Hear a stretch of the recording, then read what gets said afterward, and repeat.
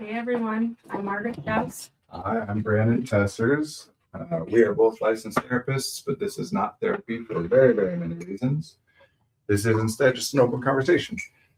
Margaret and I are here talking with one another, and with you all, we're doing our best to make our guesses about who you are, what you're interested in, how we're interpreting what we're saying, how we're impacting you. For those of you who are willing and able to participate in the chat, we appreciate that because it gives us more information on which to base those guesses about who you are and what you're interested in and how we're impacting you. We work with a private therapy practice called Effective Artistry. Our office is located in Northbrook, Illinois. We do individual, couples, family, and group therapy with people in the states of Illinois and Wisconsin. We also work with a few coaches who can work with people all over the world via the internet. They all do executive functioning coaching, but they all have additional specialties, parenting, business and professional coaching, artistry, and creativity coaching. Please don't hesitate to jump in. Don't worry about whether your comment is on the same topic as what we're already talking about. We're just going to be talking about whatever we're talking about, but we'd rather go wherever you all want to go. It can be questions and answers. It can be whatever. It's just like any conversation. We're paying attention to each other. We impact what each other are thinking and saying next. I feel like there's something I'm missing. Always the one thing that I cut in with. So we stream on multiple different platforms. So if someone messages from Twitch, you won't be able to see it. So we do our best to read out all the comments aloud so we could all follow along with everything. Yeah. Gotta get a different. This is the better one. Oh, I want one. Yeah, it's good to see you. Good to have you back. Never mind. This one's I don't know how to describe it. Looser. No, yeah. It turns more easily than that. Yeah. Haven't seen you for the past couple weeks. Yeah. Well, I guess since before the holidays and the New Year, right? So Yeah. It's good to have you back. It is good to be back. I'm all right. I'm just tired. Been tired a lot. But again, I think I'm from equating being tired to just being calm. But anyways, I'm doing okay. Good. I'm glad. How are you? I'm good. Margaret and I have interacted plenty over the last couple of months. It's just happened to be on the Mondays at the times of streaming that you've been unavailable. So people to have the impression that you and I haven't talked in long. I'm good. In this moment right now, I'm stressed because my attention was just called to a business issue that could be a small thing, could be a big thing, could be easy to resolve, could be difficult to resolve, and I don't know which yet because I didn't have time to get it figured out. So my mind is on that to some extent, but I have time to be able to get into that later. So this is the scheduled time for this. What's on your mind? On my mind. I know it's nothing. I know I can't say nothing. A lot of things, I guess. Just I don't know, personal things, work things, they're all kind of jumbled up together. And I feel like whenever I sit down here for the stream, it kind of just goes away. So whenever you ask me what's on my mind, I'm like, the stream, I don't know what's on my mind. That might be it. It's just the stream and what to talk about. My oldest son says that clients say this to me all the time too, but my oldest son, every time I'm like, what are you thinking about right now? And he's like, every time you ask me that, I don't know what I'm thinking, which is something that I've had a lot of people say to me, but it's just funny that they'll do it too. And normally though, I normally am pretty good at saying what's on my mind, but I think when there's just so many moving parts, I can't figure it out. So I do things in certain specific ways, obviously. And some of that is ways that I train other people to do well. And some of it's just personal style and whatever. But this is one of those things where, to me, the skill that I'm referencing here is metacognition, thinking about your thinking. And to me, that's one of the kind of keystone skills. In order to be able to make any conscious determination and put conscious effort, make a choice to put effort towards trying to change what you think or feel or do, that's all gated through metacognition to some extent. There's plenty of other ways to do things, but if you're going to involve consciously making a decision about and then consciously choosing to think, feel, or do something, involves metacognition.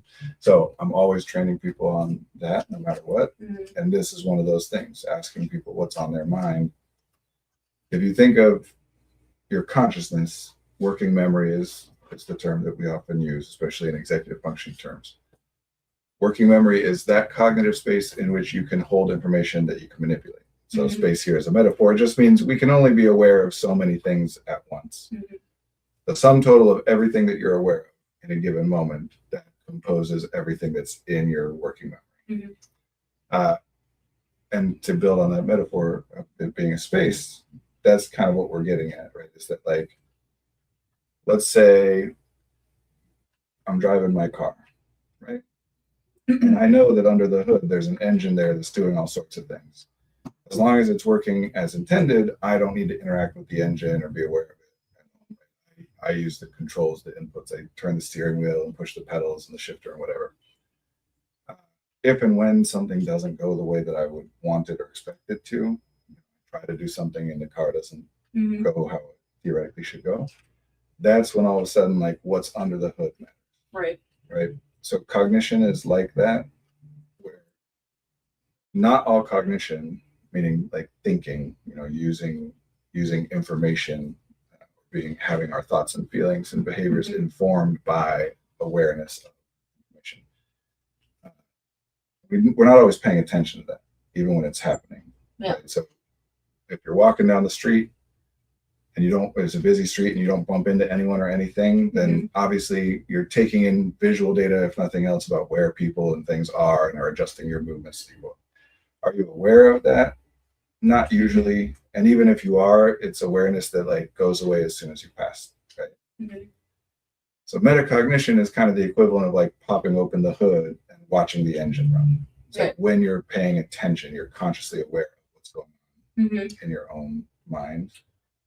So I don't know if I'm connecting this right. So when you said that, like, that's why, like, you try to ask clients or just like what's on your mind, is that also to, like, get them out of overthinking about metacognition? I mean, I'm asking it because no matter what we ask or how we phrase it, we all have to come up with whatever, it's like therapist or whomever. There has to be some way to identify, like, what is it that we're going to be talking about or working on here, right? So different people have different theories about how to do that.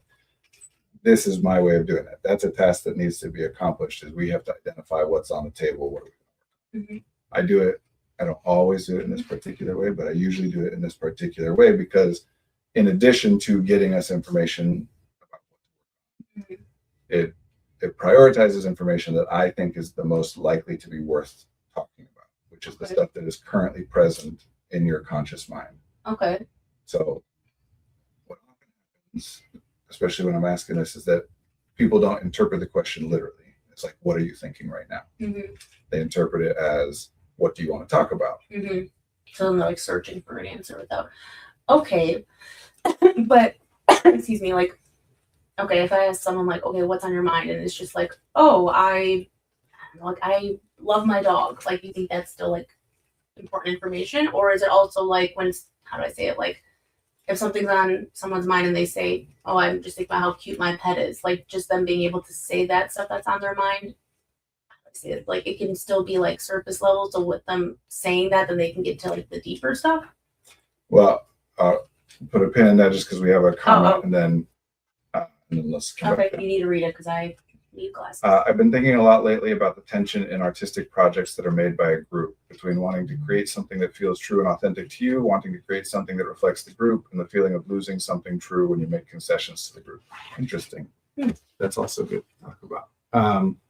Let me try and answer your question kind of quickly, and then we can move on to this.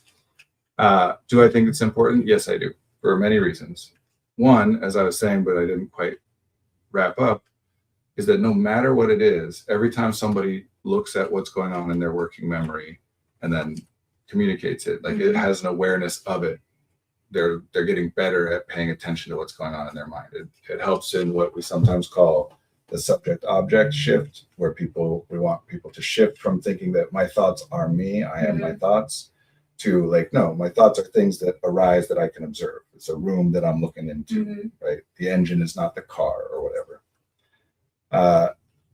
B, so that's always developing that skill. So even if we didn't get anywhere useful or whatever, it would be useful just to develop that skill, help them to learn to be able to be aware and separate their sense of like ownership from what they observe. Okay.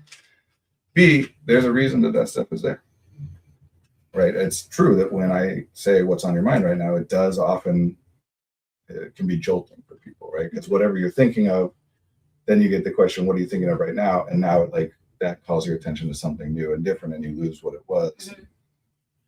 So we're in the context of meeting for whatever reason, therapy or whatever, especially in response to me saying what's there right now. Whatever comes up for a reason.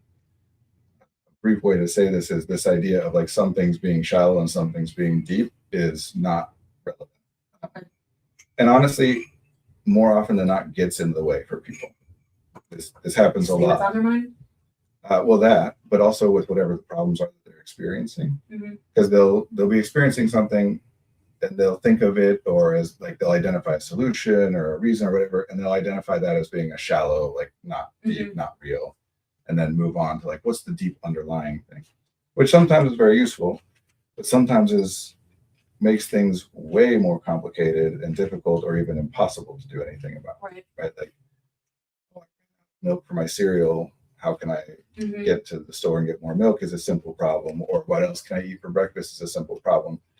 But it was like, no, that's not the important. The real thing is like, why do I keep doing this to myself? Why do I fail to set myself up to have the things that I want? Right. Which sometimes is great, sometimes not. And no matter what, a lot of what we're trying to do in therapy and analysis and all this stuff is we're speculating, not just us, the client, the therapist, everybody. Whenever people are talking about psychology, it's pure speculation about what might be going on in terms of our non-conscious processes. Yeah. And so anything that gives us information about that is useful, right? If two different people walk into the same room and one notices that picture and one notices that couch, that tells us something. I mean, all it tells us is one noticed the couch and one noticed the picture. But if we put them in another room and we see like, oh, that one's always noticing pictures, that one's always noticing couches, that gives us a pattern. That makes sense. Or if in the next room, the picture, in this room, the picture is blue and the couch is red, and in the next room, it's the other way around, and the person notices the blue things instead of the red things. So we have to know what's there. Right. And that comes into this authentic thing in a minute here, because that gives us the best information. So imagine if you could have like this is impossible, but imagine you could have direct knowledge of like what exactly a person is feeling in the moment, or you could have that person tell you what they're feeling. Which of those two things is likely to be more revealing about what that person is experiencing non-consciously? The person telling you? Always like non-consciously. It's just having direct access to what it is that they're feeling.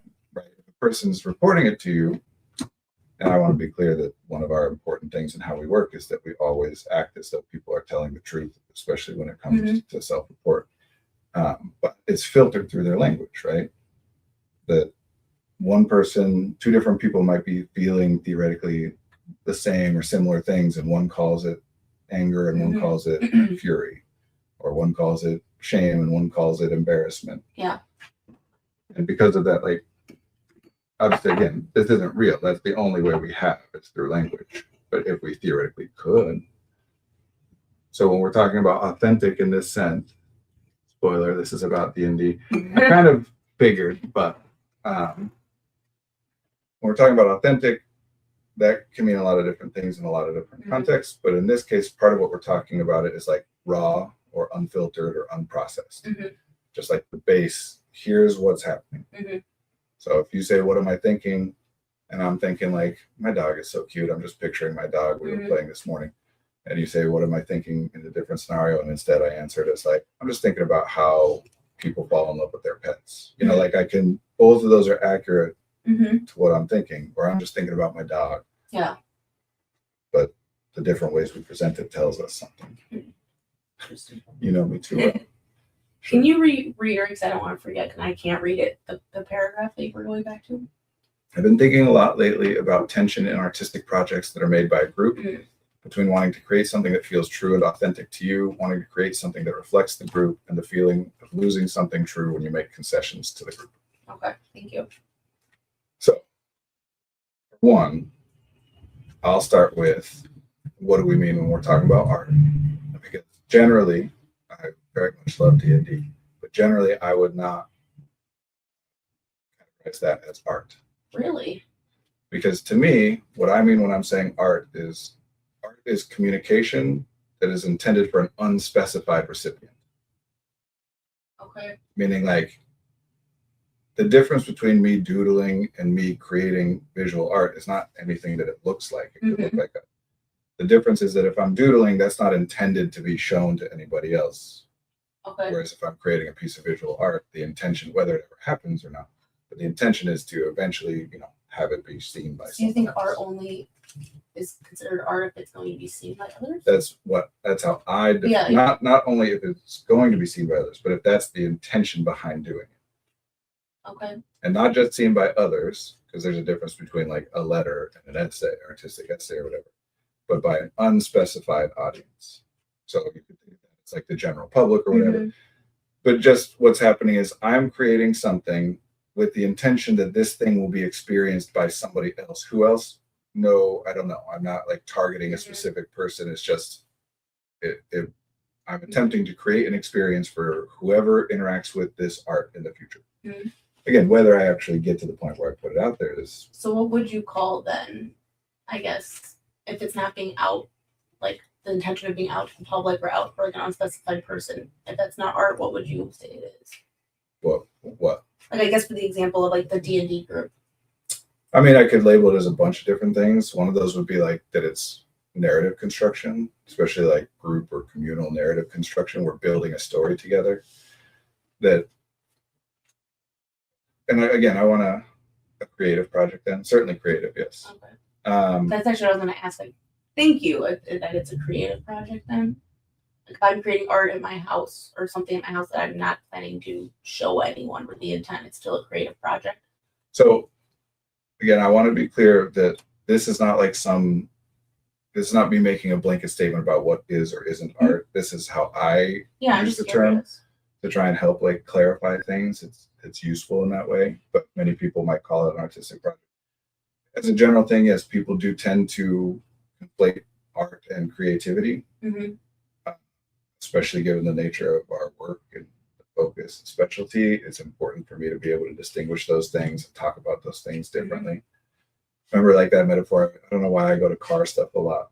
I'm not like a car guy or whatever, but like for the most part, you're rolling around and like if someone's like, "Hey, is your car a V6 or a V4 or whatever?" Like, I don't know. Yeah. And it doesn't really matter, right? Like, it's mostly never relevant. If I do accidentally say I think it's a V4, and then someone's like, "Well, actually, that model's a V6 or whatever," it's like, okay, fine. I don't care. It doesn't matter. But then there are certain specific instances in which, like, it matters now. Same here. Oop, gotta drop out really quick. Okay, we'll keep talking about this, and you can come back and see it when it's a video on demand later too. But dang, because I was gonna ask some things too. What's art? What's creativity? Whatever. Like, mostly doesn't matter, right? Like, what people mean most of the time. The specifics of what we're doing, especially with like questions like this is where all of a sudden matters. Creativity is just about coming up with new connections, new ideas. The most like specific way I can define it for myself, the way I use the language is creativity is when you're connecting from point A through point B and C and whatever to some distant point, and then you shorten those connections to make it direct. Okay. Actually, and I know you said it wasn't like a blanket statement, but I like hearing about like your thoughts and like the difference of it, because I think, at least for me, like hearing this, like I don't know how many times I've heard from clients, from people in my life, like they're not, myself actually, but I'm like, I'm not creative, like I can't create anything because I'm thinking of like I can't sing, I can't do this. But then hearing your definition of what creativity is you can get that from like almost anything. Well, yes, but so yes, people can and are. Everyone is creative all the time. Like when you figure out what you're going to eat for dinner tonight, that's you creating a solution to a problem. It's it's only not creativity if you're referencing like a pre-existing, you're just doing the same thing that you've been told or doing the same thing you've done before or whatever. But if you're coming up with a new connection, even if other people have come up with it, but you're coming up with it on your own, that's still creating. Yeah. That's being creative. It applies to everything. When you pick your outfit in the morning, again, sometimes people have like stock, this is the outfit I decided long ago. I created this outfit at one point. Now I'm not being creative. I'm just wearing my Tuesday outfit or whatever. Right. But the problem with some of this stuff is that these words get loaded, like artistic or creative. They get loaded by people with certain ideas, and especially in this case, in ways that make it sound like it's good to be artistic, it's good to be creative, it's bad not to be one of those things, which is a thing, and it's worth trying to do something about. But if we then just change the definition, like, oh, creativity is really just about coming up with new ideas, that doesn't all of a sudden give them access to the thing that they were thinking it was good before, right? Before, what they meant is like doing some kind of a performance or creating a piece of art.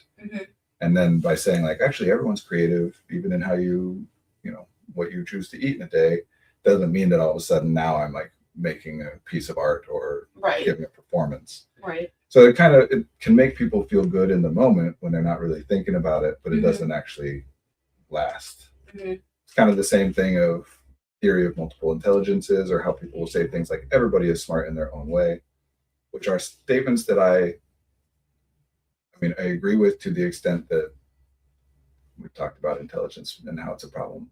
But if you're going to roll with this idea that intelligence is something that makes, you know, the more of it you have, the more valuable a person is, then yeah, I very much am on board with like, well, then in that case, everybody is intelligent in their own way because everybody is valuable. But then those own ways, that it could be a problem, because then those own ways are being put up against each other anyways. Right. That's the thing, is like, what does the statement really mean at that point? And all it really means is that everybody is equally valuable. And I agree with that like on the base level, all human life is valuable. What do people do? And whatever, people's actions are different. But just this general concept that human life is precious and valuable. Absolutely. Yeah. So sometimes people, it's that they come up, not that they come up with on their own, but they end up in a problem where it's like, I feel bad because I'm not X. And then we're like, well, actually X is this other thing. And someone's like, oh, that's great. But it doesn't really stick because it didn't change the meaning of what. Right. So like, okay, you're intelligent in your own way, but the original complaint that you had about not being intelligent was related to like, I have a hard time on tests or whatever. Because it still doesn't fix that. Right. And saying you're intelligent in your own way doesn't change that. There are things that can change it, but that doesn't. This really is more a question just about collaboration, like working together with other people. And that's part of why I want to clarify art there, because like, if we're talking about food that we want to cook, or whatever, and we're talking about like Italian food, then of course it's quite likely that words like cheese or cheesy or like sauce or pasta, like these are going to come up. They're very, not that they're exclusive to that kind of food, but, and not that there's no Italian food that doesn't involve those things, but by and large, like that's a concept that's very closely linked together. Yeah. Whereas if we were to talk about like, I don't know, Greek food, then we might talk more about like, olives and whatever. I'm not a culinary. I was gonna say Euros. Euros, sure. It's all yeah.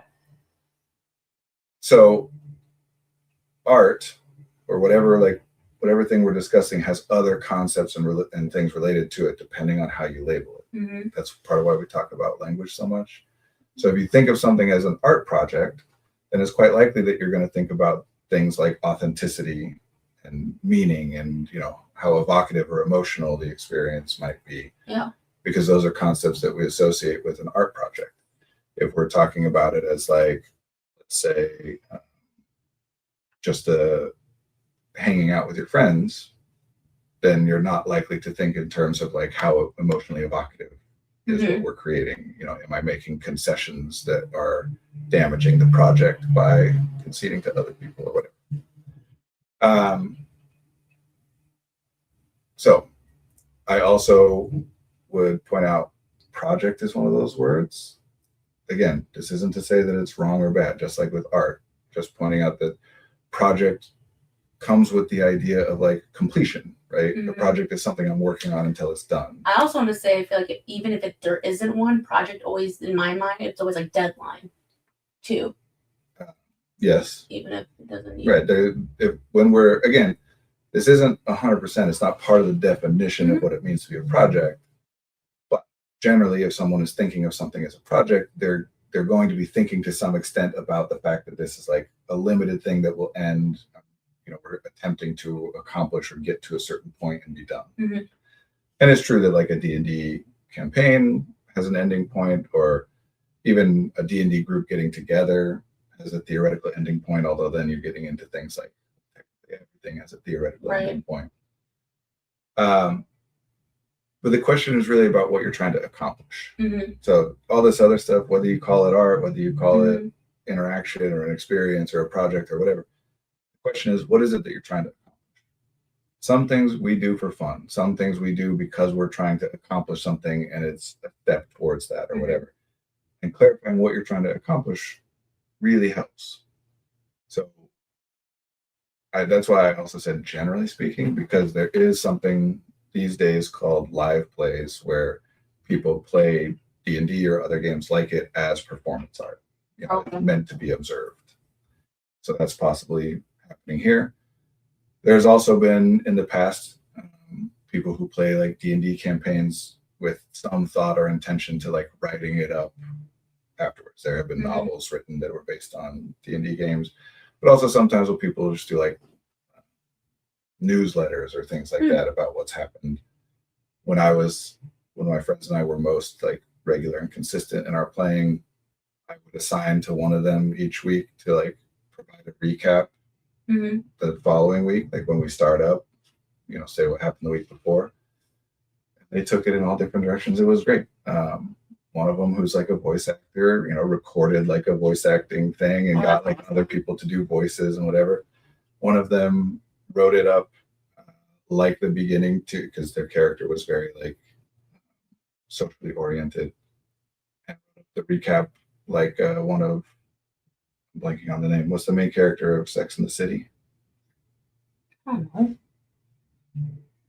Carrie Bradshaw wrote it up like Carrie Bradshaw writing one of her articles. Like, I experienced this, and like, what does it mean when or whatever? It was awesome. So there's certainly like creative or even potentially artistic components to this, but that's where you got to start. What am I trying to accomplish? Because that last question, I forget the exact wording and it's scrolled up now, but feeling like you're losing something when you make concessions to the group. That really depends on what we're trying to accomplish, right?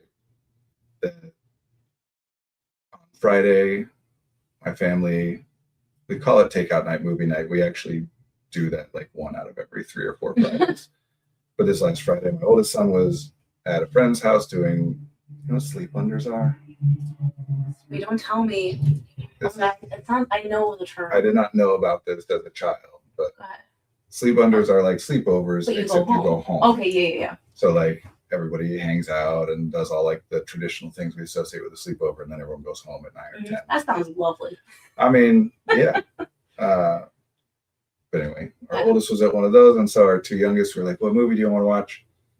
And their favorite is K-pop Demon Hunters. They're always asking to watch It is K-pop good Demon. though. Great. I'm not gonna lie, that it is fantastic. I love that movie. I mean, I've seen it a dozen times now, but it's a great movie.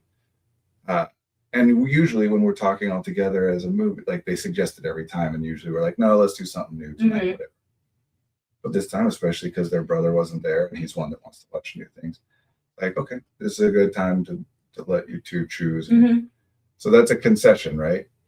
Oh, I'm back. Hope you had a good conversation. I'm glad you're back. We're talking about how it's important to identify what is it that you're trying to accomplish, because that will help to navigate these questions about like what things do you concede and whatever. I'm blanking. What do you mean by concessions of the group again?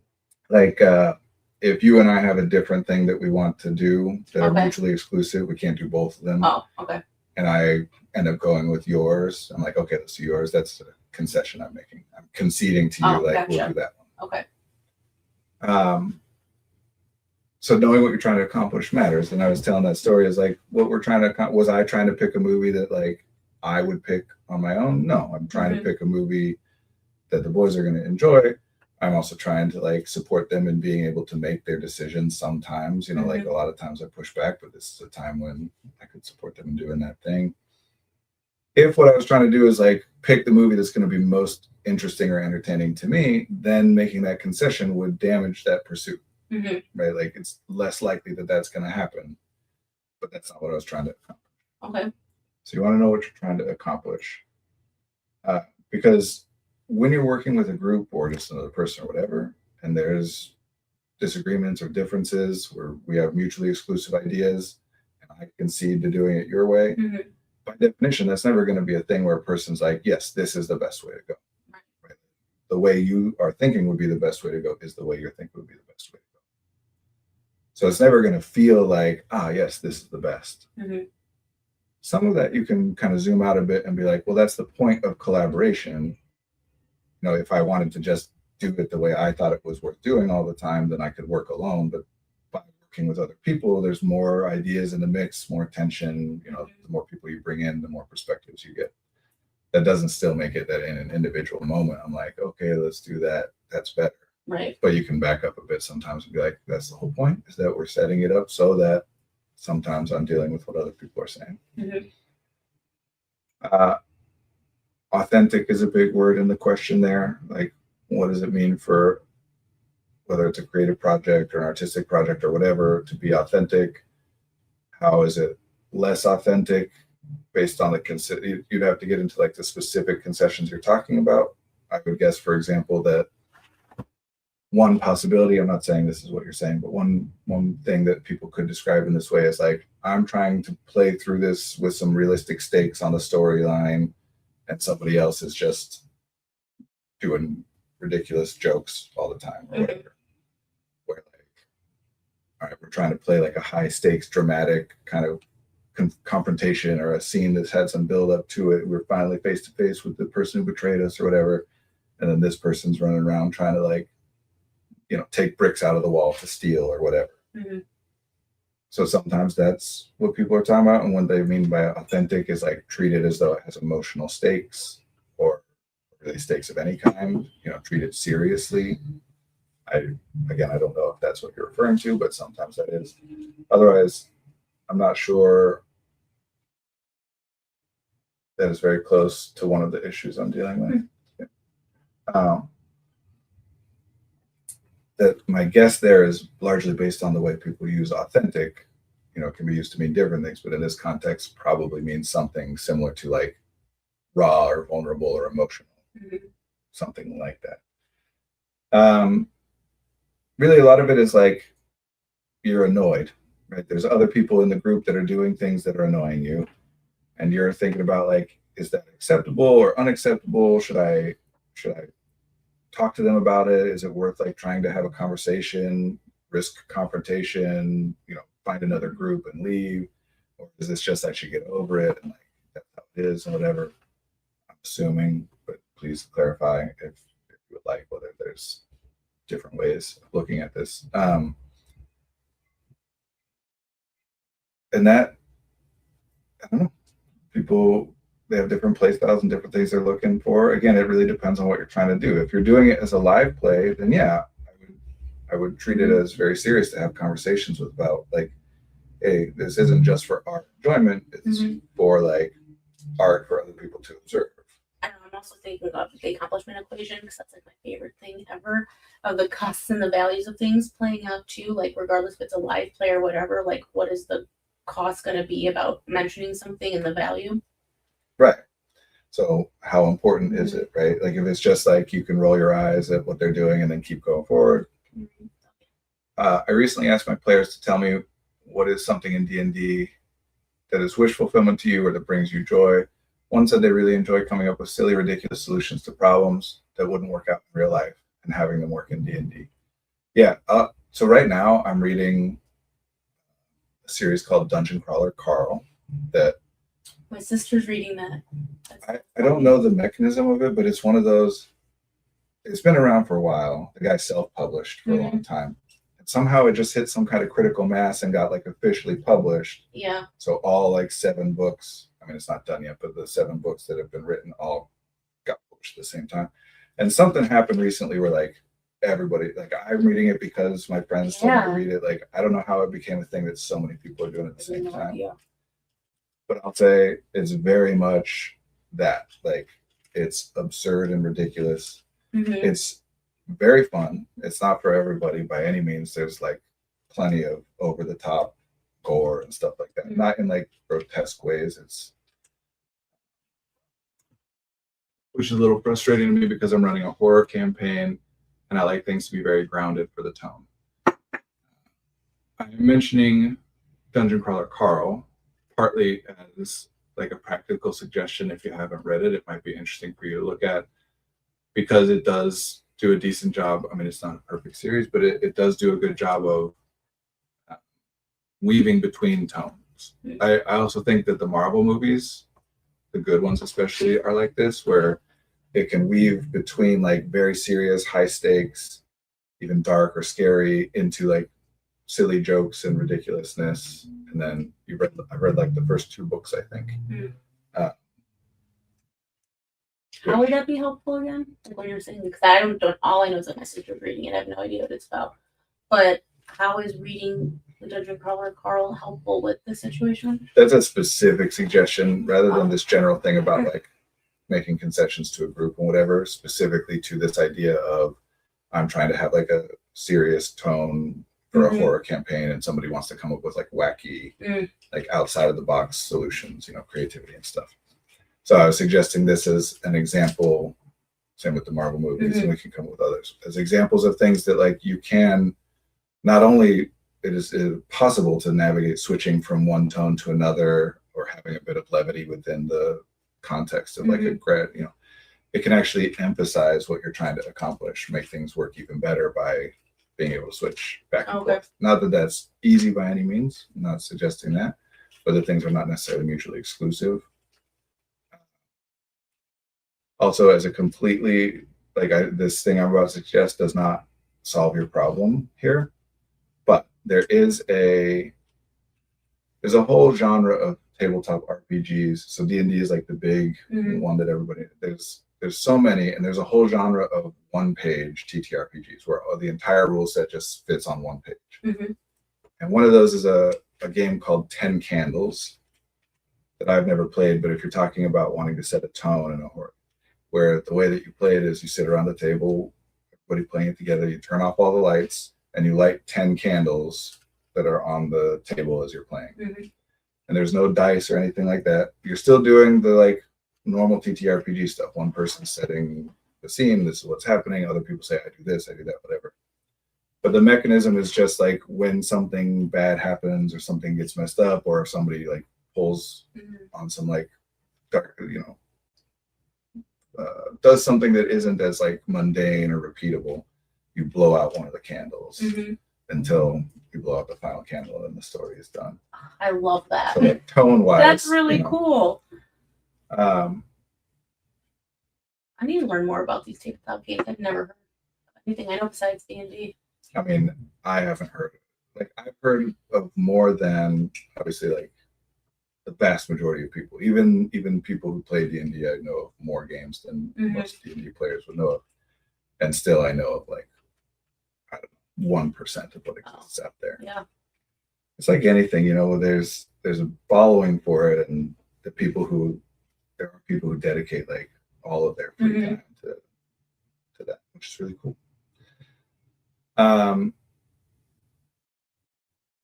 Now, other like specific practical advice, but also in the general sense of like working as a group.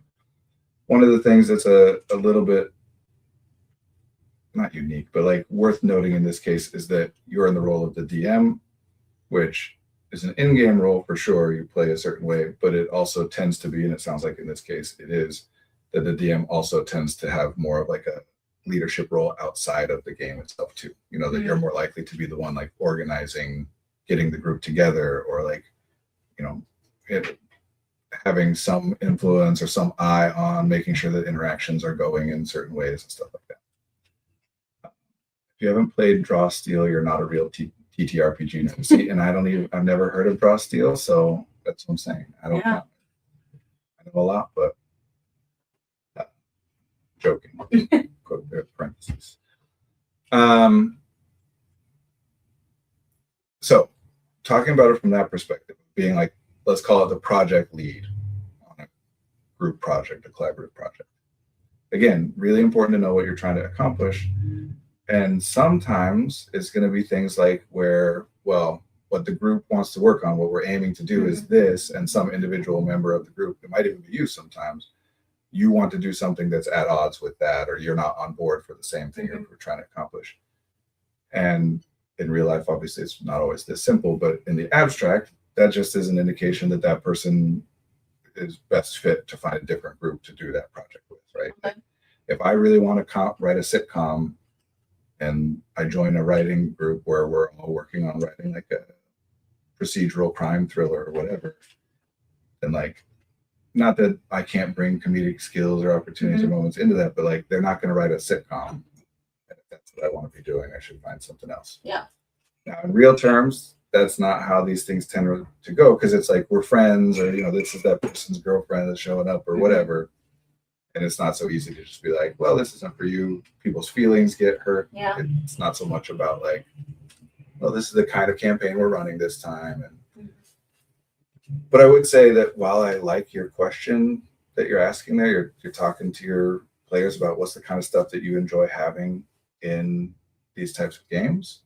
That doesn't necessarily mean that you're always going to be able to prioritize creating those kinds of opportunities for people. Now, if you're up for it, personally, I would suggest looking at this as a challenge. Hey, friends, you're awesome. That's from Hi, Caitlin. Jake and Ruby Miller, one of our colleagues who used to be on this stream a lot. If you're up for it, if you have the resources available, whatever, to look at that as a challenge of like, okay, how do I design this session or this campaign or this adventure in a way that fits with everything I'm trying to accomplish, while also leaving like open opportunities for someone to really think outside the box and come up with absurd scenarios that might work. Also, just practical advice, not like general, but sounds to me like a person who really enjoys solving puzzles. Puzzles is something that some people include in D&D stuff. Some people hate it when there's puzzles. That's something to keep in mind. Also with like designing puzzles that have outside the box solutions, or at least have the opportunity for like you design some intricate puzzle. Never mind. I was going to reference a real movie, but then it might be a spoiler. It's several years old, but whatever. But let's say that you design some intricate puzzle box for your game or whatever, and you provide it to them, and then one of them decides to just smash it in, right? Like, how do you adapt to? How willing are you to adapt to these like outside ways of being able to do things? I personally, as my style in DMing, I try to do it as I create the playground, they decide how to play. Two players that love puzzles, separate from the one that likes silly problem solving.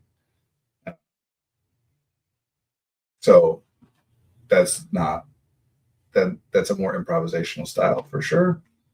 It also works better when you're doing like more frequent but shorter sessions where it's like we're playing for 2 or 3 hours. So that when we do start to come up on something that would be hard for me to kind of figure out on the fly, I have a week or however long to build something up. I have a question because I know I do not know much about this topic, and how long is like does it vary? Like how long in D&D? So D&D is often talked about as a version of long form improv, and so how much you do it is entirely up to the people. There are versions that are generally called one shots, which is like we intend to get together and play through this whole thing in one go. And sometimes that's anywhere from like 2 to even 6 hours or 8 hours. Like Till completion, or no, you just mean? If you're doing like a one shot where Yeah, we're trying to so, complete it in one session. But otherwise, and this is by far what's most common, is like we play and then we stop and then we play again and we stop. It's kind of like reading a novel, right? Like Okay. you don't like read it through all in one sitting. So how frequently you play and how long the sessions are really is just up to what works for people's schedules. And I find when I was younger, we would try to do these big long sessions because it was almost like kind of like think of it almost like a party or a sleepover or whatever, Mhm. where it's like we're planning in advance, like 2 weeks from now, we got like a whole day, we're just gonna whatever. In reality, that didn't often usually work out because it gets boring after a while. Mm. So it just takes a level of engagement that it's hard to sustain for 6 hours. So I ended up having the most success with like 2 to 3 hour sessions once a week. Okay. We get together for about 3 hours every other week, and we've been playing the same campaign for a few years.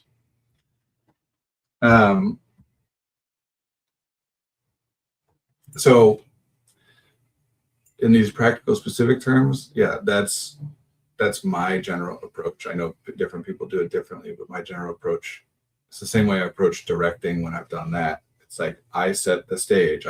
I choose what's on the set. Mhm. I choose where the lighting is and whatever, and then let the actors decide. I don't tell them where to walk on what line or whatever. So same thing here. I create the world or create the scenario or the characters and let them do whatever, however. Of course, that's never as simple in practice as it sounds like when you say it that way, because you have people who want to do different things, and then conflict arises, or people try to split up, and that causes logistical difficulties. Like during the game, or mean outside of it? Splitting up?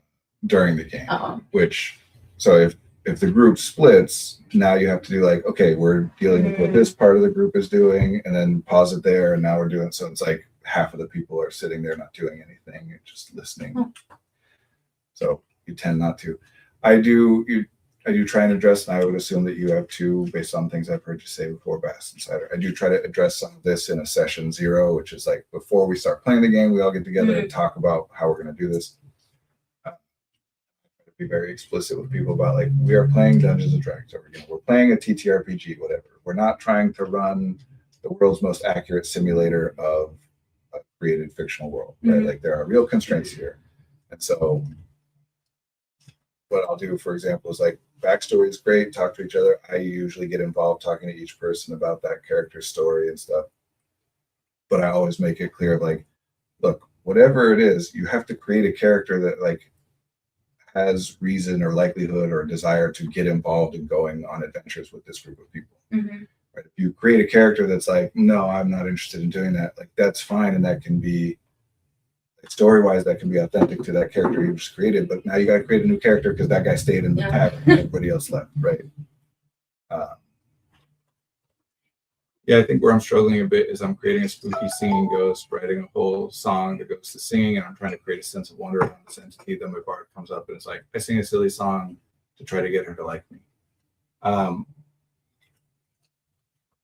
So, and I don't know if I can kind of work with that, but it does really change the tone I'm going for.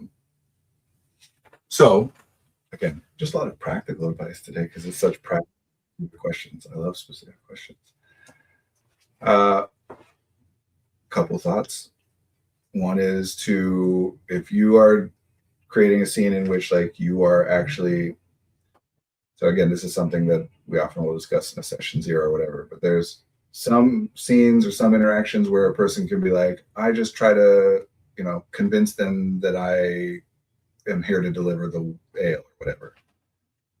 Or sometimes it's like, nope, you can't just describe what you're doing. You got to talk it through, like, hey, I'm here got the ale delivery or whatever.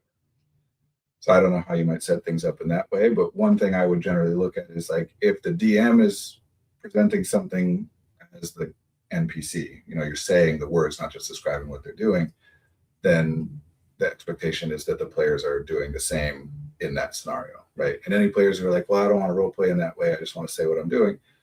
Well, then that's a scene where like your character probably isn't going to get as involved then, not that you can't say something like that. I sing a silly song to try to get her to like me. But especially when it comes to adjectives like that, I sing a silly song. Like, why not just say I sing a song? And I'm not trying to nitpick or parse words. I'm just saying, like, I want to. There are some sessions that are very combat focused.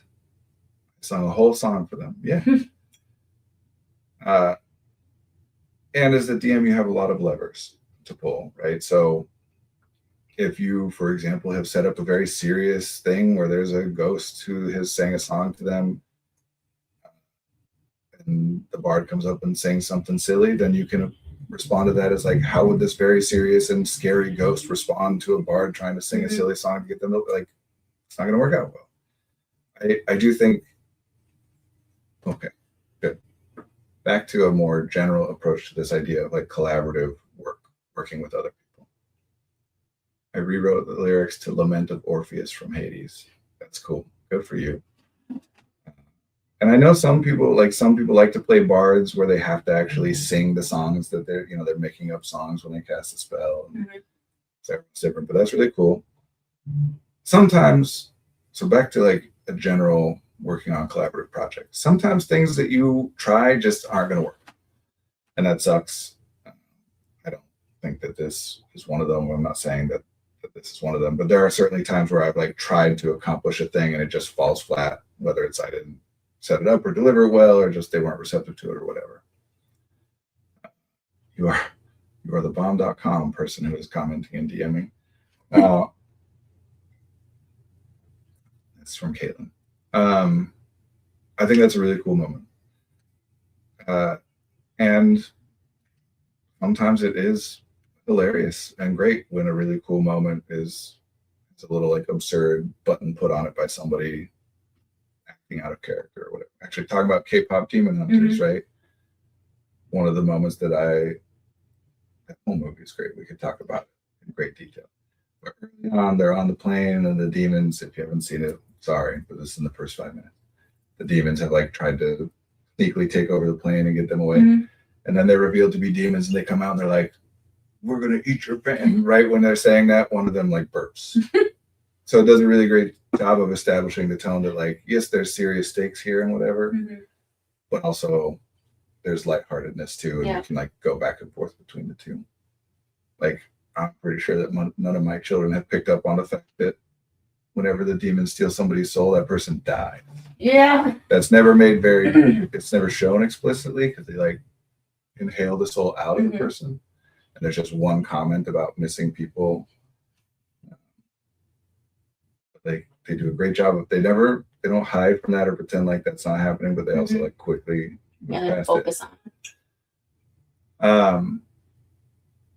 So yeah, back to the more overarching stuff. Here's what I would say.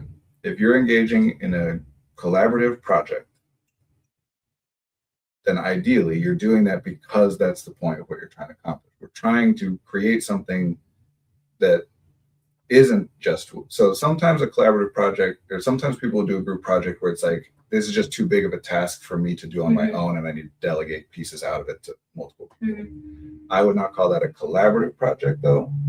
That's just like, if I draw up the plans for this house and I can't build it all on my own, there's 100 of us doing stuff, but you're still following my plans and doing what I need to do. We're working together, but I wouldn't call that collaborative. Where something like theater, for example, like when I've written plays, I want to do that with other people involved. I want to have people play each role because keeping track of 6 different roles as best I can is different than when you're a person who's been assigned one of those roles and you're going to approach it from a different perspective. And I want different ideas. I want people to push back. Does that mean if I'm in charge of it, like in writing a script, does that mean I will take every suggestion? No, I still have like the final control over what things we do or don't do. But if I'm engaging in that kind of a project, it's because I believe that the project will be better as a result of other people weighing in on it and changing my ideas and even overriding me sometimes. So I just want to make sure I understand. So collaboration meaning like, how do I say this? Like they're involved in all of the parts, not just, one does this, one does that. No, what I'm saying with collaborative here is that everybody has say, oh, like everybody contributes to what we are trying to accomplish, Mm-hmm. not just accomplishing it. Okay. So instead of like you're just following my directions and doing what I've told you to do, it's you and I together are figuring out how we're going to go about doing this. Okay, makes sense. And of course, there's nuance and variation in those relationships and stuff. But yeah, at the end of the day, like, right, you're the DM, and what you want to accomplish also matters. We don't ever want to set up, whether it's this or any group interaction in a family, in a relationship, right? It is really great what you've done, where you've asked everybody what it is that they're interested in and what they enjoy, what's their wish fulfillment stuff. If, however, that nobody is asking you that or taking that into consideration, and if you are not talking about it with them about what you're wanting to accomplish or what you're going for, then it becomes imbalanced, right? That kind of conversation is a response to, it's a solution to the idea that in some of these cases, especially the further back you go in time, the person with more power is just prioritizing doing what they want to do and not paying attention. So we've put more emphasis over time on like, no, get ideas of what everybody will like.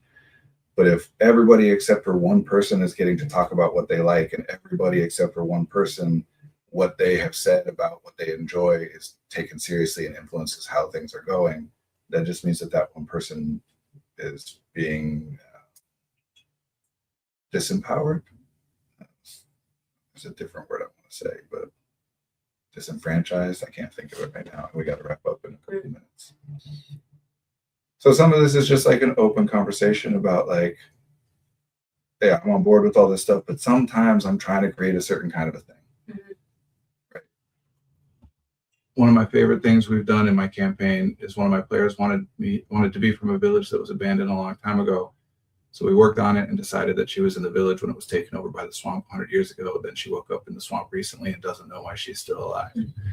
Yeah, I love that stuff. That's how I always do backstory stuff. It's like I give them some overarching idea of like the setting or whatever.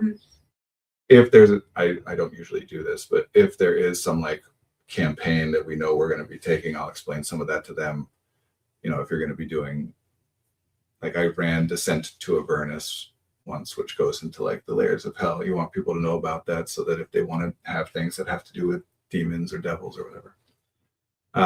But then we have a conversation as it's going on about them creating their characters. And so they'll say like, I kind of wanted, like I had a player say that they wanted to play a guy who's kind of like a drug addict almost. And then that sparks things for me of like, okay, how can I work that in? How can we build that in a way? And then it really is collaborative storytelling, right? You now have a character that was in an abandoned village that woke up after, oh, hey, I'm a player in Descent into Avernus now. Then I won't say anything. I'll say this. We definitely had in Descent into Avernus, we had high stakes moments, we had serious moments. Also, Descent into Avernus as part of that, like a major part of that, they have like infernal war machines. It's very like Mad Max style, you know, like building your big tank car thing and fighting other people while driving, whatever. And I don't remember how or why, but my players ended up naming theirs Carol and then started referring to themselves as the Carolers. That was like their group name. And then one of them at some point started rewriting Christmas carols with lyrics appropriate to like the game and what had been happening in the game. Which is, I mean, the very concept of having like Mad Max Fury Road style, like apocalypse junk heap car things is not super serious, but then it's also in the same campaign where it's like people's souls are at stake and whatever. Carol Devan. Man, I'm sure that that's a reference that I should know, but I don't. Maybe I would if there was more hints, but we got to get wrapped up. So the biggest overarching thing, figure out what you're trying to accomplish. Are we just trying to get together and we're all having fun together? In which case, let's just talk about it. And like in any other friendship, if I like put together this really cool, serious thing and I put all this work into like singing you a song, and then someone's like, be like, dude, what the hell? Like, come on, I'm trying to create something here. You know, like I can be authentic with you in that moment about the Devan family. She's an NPC. Oh, maybe that's where that might be what it was from. I don't know. don't remember. I wish I had more to talk about. I know I do not know much about or any of the games. Well, that's just on like the level of collaboration, Right. right? If we're here to have fun, let's make sure we're interacting with each other in a way. If we're here because we're trying to create an artistic product that other Mhm. people will observe, then let's communicate about it in that way. Thought that might have been why your players thought of it. It might be. I honestly don't remember. We played that game every day, or not every day, every week. We started it when COVID first happened and like all of our schedules opened up. We played it every week for like over a year. And that was not that long ago. And I remember like 3 things from it. I don't know how much of it is just like DMing is so much of my focus is on so much going on and I don't keep track of it. At one point there was a unicorn somehow got involved. Nice. I mean, I definitely have some of my players are very much they just want to joke and have a good time, which is great.